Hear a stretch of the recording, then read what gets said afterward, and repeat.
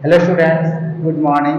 Students, आज की class में एक महत्वपूर्ण टॉपिक की शुरुआत करने जा रहे हैं जिसे आप रिपोर्टेड स्पीच के नाम से जानते हैं। रिपोर्टेड स्पीच को आप डायरेक्ट इनडायरेक्ट के नाम से भी जानते हैं। आज की क्लास में हम डायरेक्ट इनडायरेक्ट के बारे में शुरू से लेकर लास्ट तक की पूरी जानकारी हासिल करेंगे कि डायरेक्ट इनडायरेक्ट आखिर होता क्या है और इसमें किस प्रकार से आपको सेंटेंस दिया हुआ होता है और जिसमें हम किस प्रकार चेंज करके उसको इनडायरेक्ट में चेंज करते हैं। ठीक है, अब देखिए, जो आपके सेंटेंस दिया हुआ होता है आपको क्वेश्चन पेपर के अंदर, वो आपको डायरेक्ट नरेशन के रूप में दिया हुआ होता है। अब पहले तो हम ये समझते हैं, ये जानते हैं कि डायरेक्ट नरेशन आखिर होता क्या है। इसमें क्या होता है, डायरेक्ट नरेशन में आपको एक सेंटेंस दिया हुआ होता है जिसमें किसी के द्वारा कही गई बात को हम एज इट इज लिख देते हैं इन्वर्टेड कॉमास के अंदर। ठीक है, किसी के द्वारा कही गई बात को हम इन्वर्टेड कॉमास में एज इट इज लिख देते हैं, तो होता है डायरेक्ट नरेशन। अब देखो कैसे इसको हम हिंदी में समझते हैं। गीता ने मुझसे कहा, मैं एग्जाम्पल देता हूँ आपको एक। गीता ने मुझसे कहा,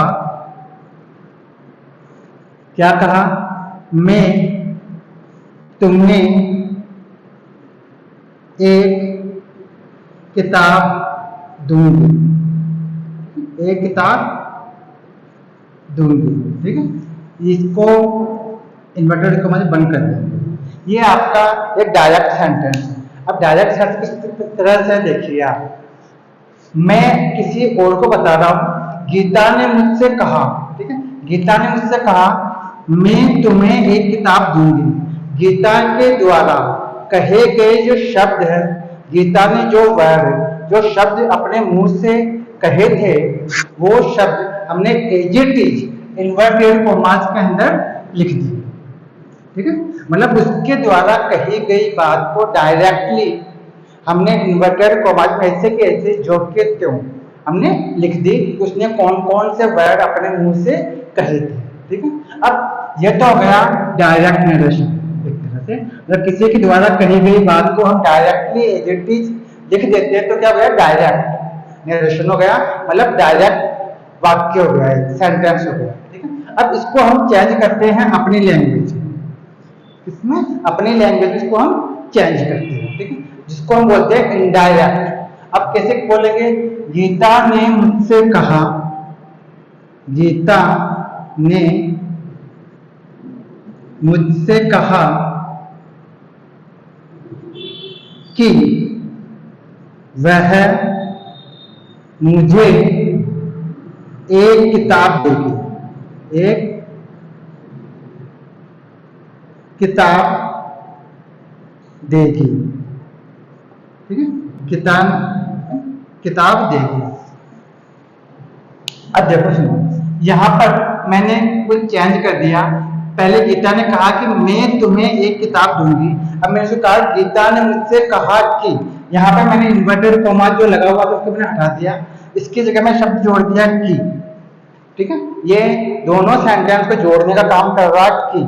गीता ने मुझसे कहा कि, क्या कहा। अब यहां पर मैं शब्द आ रहा था, मैंने यहां कर दिया वह। यहाँ पे एक शब्द आ रहा था मैं, इसलिए मैंने कर दिया वह।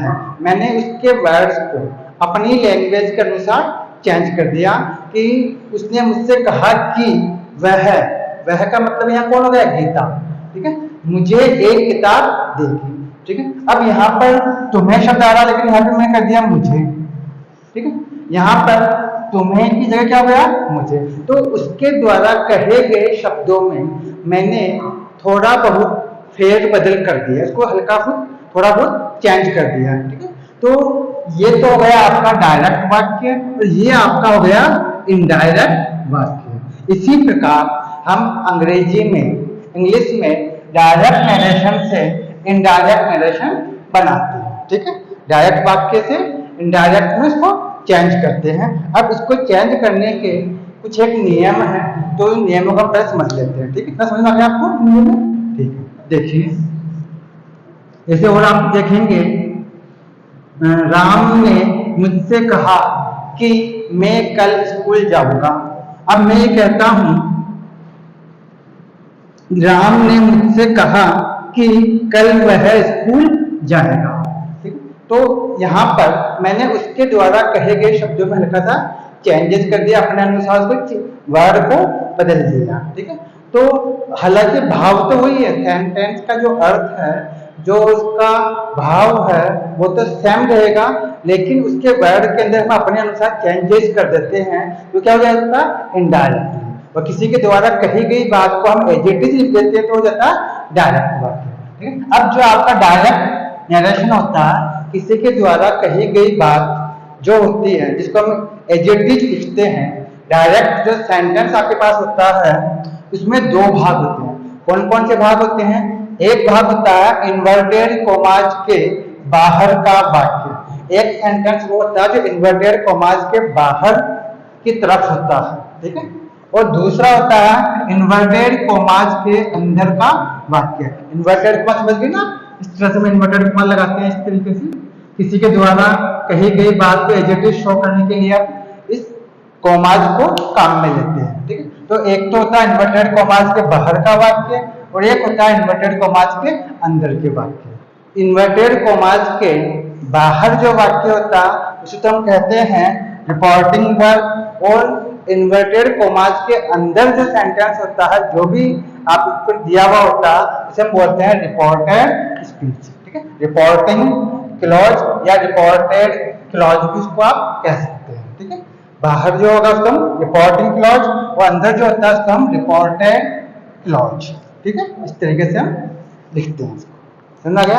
अब देखिए, इसमें डायरेक्ट से इनडायरेक्ट वाक्य बनाते समय हम कुछ चेंजेस तो बाहर के वाक्य में करते हैं, हालांकि बाहर वाले वाक्य में कोई खास चेंजेस नहीं होता, हल्का सा चेंजेस होता है। अब क्या चेंजेस होता है बाहर वाले वाक्य में, पहले हम उसको देखेंगे, फिर इन्वर्टेड कोमास के अंदर वाले वाक्य में कौन कौन से चेंजेस होते हैं, कौन कौन से परिवर्तन को करने पड़ते हैं, फिर हम उसको समझेंगे। ठीक है, अब देखिए, सबसे पहले हम देखते हैं कि बाहर वाले वाक्य में क्या चेंज करना होता है। ठीक है, सबसे पहले देखिए,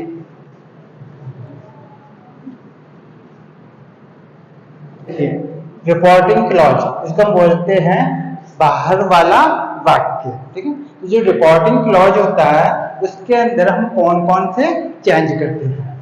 डायरेक्ट से इनडायरेक्ट वाक्य बनाते समय केवल वर्ब, इसको हम बोलते हैं क्रिया में निम्न प्रकार से बदलाव किया जाता है, जिस प्रकार से हम चेंज करते हैं। अगर बाहर वाले वाक्य में, ठीक है, इन्वर्टेड कोमास के बाहर से लिखा हुआ हो, से का से रहेगा, सेज लिखा हुआ हो, सेज का सेज में कोई चेंज नहीं होगा, सैड का भी सैड रहेगा। ठीक है, अगर आपके से के साथ टू लगा हुआ हो उसको हम बोलते हैं टैन।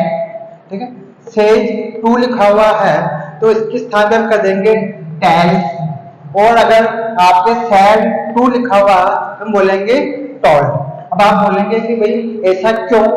ठीक है, इनमें तो हमने चेंज नहीं किया, लेकिन इनमें सेज टू के स्थान पर हमने टैल कर दिया है, सेज टू को हमने टैल्स कर दिया और सैड टू को हमने टॉल्ड कर दिया, जबकि इनमें हमने चेंजेस नहीं किया।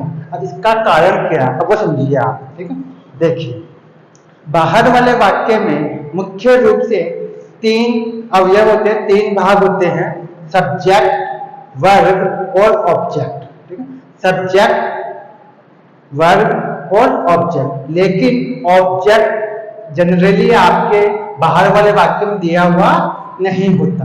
अगर बाहर वाले वाक्य में ऑब्जेक्ट नहीं दिया हुआ है, ठीक है, तो केवल से, सेज या सैड तक आपका सेंटेंस होगा बाहर वाला वाक्य। अगर बाहर वाले वाक्य में आपके ऑब्जेक्ट नहीं होगा, नहीं दिया हुआ होगा, तो केवल से का से, सेज का सेज और सैड का सैड रहेगा। और अगर बाहर वाले वाक्य में, मतलब बाहर की तरफ जो सेंटेंस है उसमें अगर ऑब्जेक्ट दिया हुआ होगा तो वहां पर ऑब्जेक्ट से पहले टू आएगा।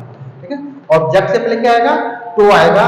से टू, भाई कहा किसको? Says to, said to. ठीक है, इसका अर्थ ये है यदि बाहर वाले वाक्य में ऑब्जेक्ट दिया हुआ हो तब तो वहां पे से टू होगा, उसके साथ हम टैल करेंगे, ठीक है। सेज टू के स्थान पर टेल्स करेंगे और सैड टू दिया हुआ तो हम कॉल कर देंगे। इसके अंदर आपको बाहर वाले वाक्य में ऑब्जेक्ट दिया हुआ होगा, जबकि यहाँ पर आपको बाहर वाले वाक्य में ऑब्जेक्ट दिया हुआ नहीं होगा। ठीक है, समझ आ गया कि अगर बाहर वाले वाक्य में ऑब्जेक्ट दिया हुआ है तब तो आपके यहाँ पे टेल, टेल्स या टॉल में से कोई शब्द आएगा।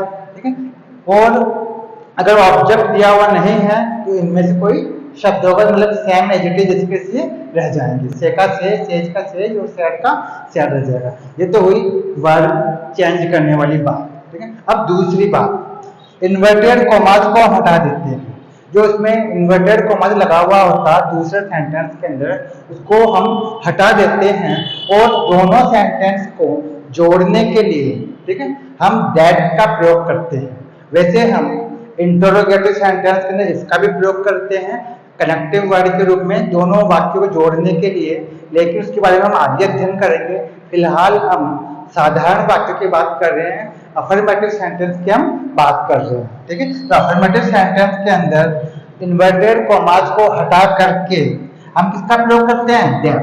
क्या करते हैं? दैट लगा देते हैं और इन्वर्टेड कॉमास को हटा देते हैं। ठीक है, इसके अलावा बाहर वाले वाक्य में कोई भी चेंजेस नहीं करना। ठीक है, बाहर वाले वाक्य में सब्जेक्ट एज इट इज रहेगा, केवल वर्ब जो क्रिया होती है वो चेंज हो सकती है इस प्रकार से। ठीक है, अगर ऑब्जेक्ट दिया हुआ है बाहर वाले वाक्य में तो टेल, टेल या टोल्ड आएगा, लेकिन आपको ऑब्जेक्ट को मत देखिए, आप तो समझ लीजिए अगर ऑब्जेक्ट होगा तो टू भी आएगा उसके साथ में। तो सेड टू है तो टेल, सेज टू है तो टेल, सैड टू है तो टोल्ड। इतना करना आपको। और अगर ऑब्जेक्ट नहीं दिया हुआ होगा तो आपको केवल ये लिखा हुआ होगा से, सेज या सैड। ठीक है, राम सैड। ठीक है, फिर इन्वर्टेड कॉमा चालू हो जाएगा, उसके अंदर नेक्स्ट अगला सेंटेंस आपको दिया हुआ होगा। तो मैं समझता हूँ समझ में आ गया होगा बाहर वाले वाक्य में क्या चेंज करते हैं और क्या चेंज नहीं करते हैं। समझ आ गया? अब हम आते हैं अंदर वाले वाक्य में कौन कौन से चेंज करने होते हैं। तो इन्वर्टेड कॉमास के अंदर का जो वाक्य होता है उसमें हम 3 प्रकार के चेंजेज करते हैं। कितने प्रकार के? 3 प्रकार के चेंजेस करते हैं। और 3 प्रकार के चेंजेस कौन कौन से करते हैं इसको हम पढ़ेंगे नेक्स्ट क्लास में। ठीक है, मैं समझता हूँ आप समझ में आ गया इतना। अब नेक्स्ट क्लास फिर देखेंगे हम अंदर वाले वाक्य में 3 चेंजेस कौन कौन से हम करेंगे। ठीक है, आज के लिए इतना ही। Thank you very much.